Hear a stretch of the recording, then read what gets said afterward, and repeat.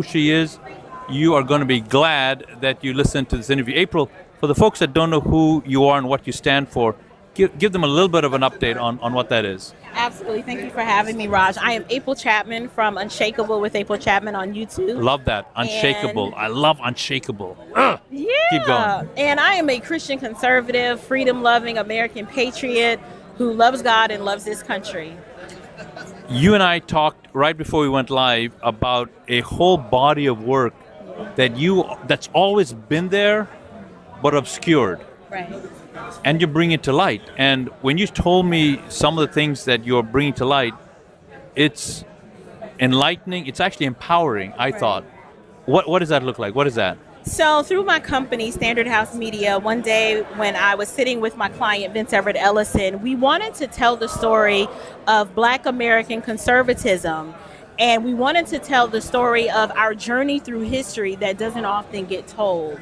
So many people have learned U.S. American history from a liberal perspective. I'm going to do one thing, not to interrupt you. We have such a noisy environment. There's so much excitement here. I'm just going to ask you to turn this like that. Awesome. Perfect. Awesome. Now you can hear April even more clearer. And I want people to get this so clearly. Go ahead, April. So oftentimes the story of American history is often told from a liberal perspective. And I thought, why not tell the story of Black American conservatism from a Black American perspective? There's so many stories from Antietam and Gettysburg, and starting in 1776 all the way up until the modern times, of the triumph, of the victory, of the stick-to-itiveness of the Black American experience that doesn't often get told. And so we talk about the bloodshed during the Revolutionary War, and we talk about that despite the odds, that the party of segregation and oppression and victimization, we tell the story of the Democrat Party as it should be told.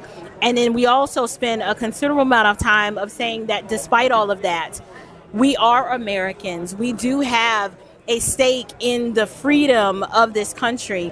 There's a component of this curriculum that I'm so proud of, Raj, is when Abraham Lincoln is coming into Richmond, and there is a group of recently emancipated slaves, and they start approaching because the boat couldn't make it to the shore. And so Abraham Lincoln is getting off the boat, and he gives this speech, and he tells these newly freed slaves that God made you free. I didn't give you your freedom. God made you free. And if your so-called masters don't believe that you are free, it is your responsibility to teach them that you are free using the sword and the bayonet. Wow. And so we tell those stories.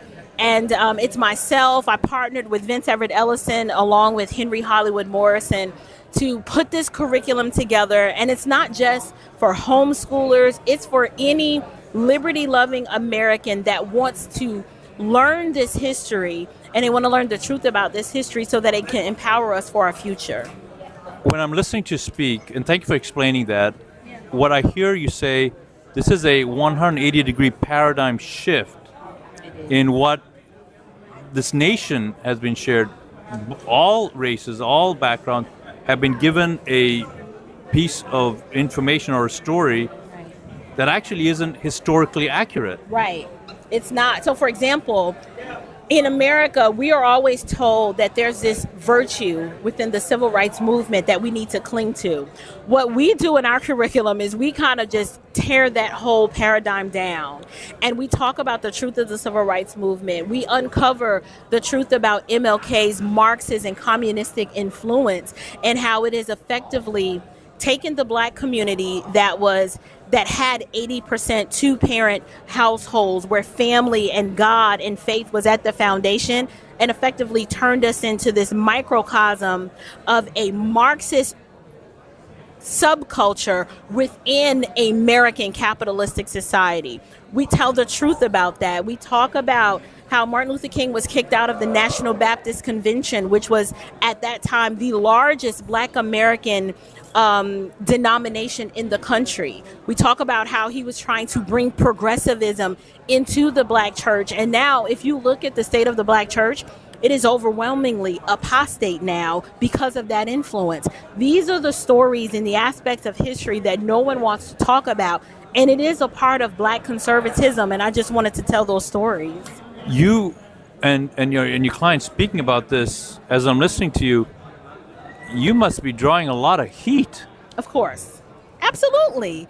You know, truth tellers have a tendency to do that. We buck against the narrative that's being told, and we sacrifice for the greater good of the culture. The culture needs to know the truth. My white brothers and sisters and other ethnicities in this country need to do two things. They need to stop living in perpetual condemnation of the sins of the past. And then, as a Black American female, I want my people to know that they need to forgive. We can no longer hold contempt in our heart and hatred in our heart for the people alive today who had nothing to do with the plight of our ancestors. We need to tell the truth about the transatlantic slave trade. The Europeans didn't just show up in Africa and go into the interior of Africa to enslave African slaves. They were sold by neighboring tribes as spoils of war in exchange for trinkets.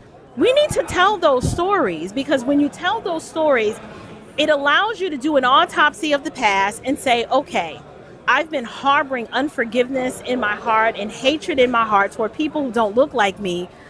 But they weren't the only ones culpable. There are no clean hands in any of this.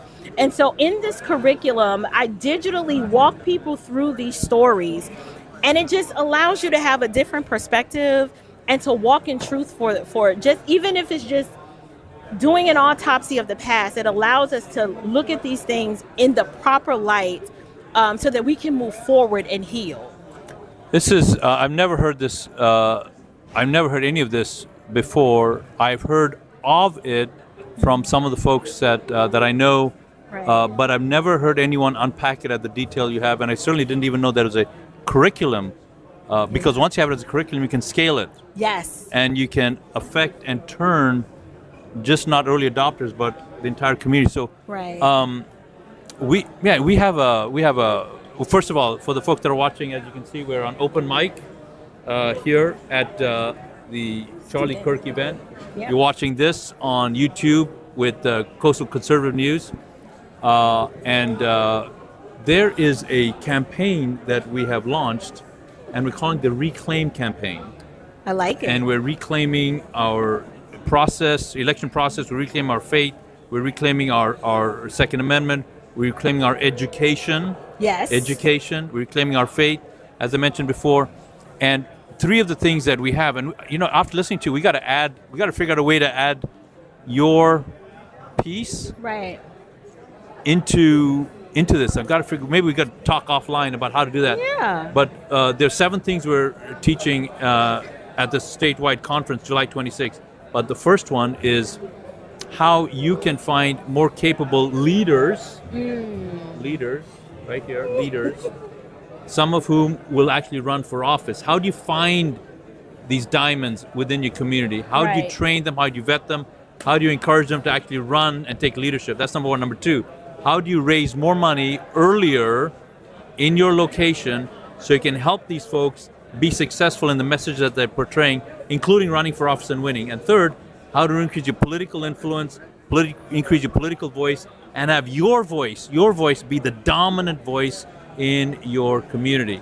And now we got to figure out how to work this in. So after this, I'll talk with April. We'll figure something out. Right.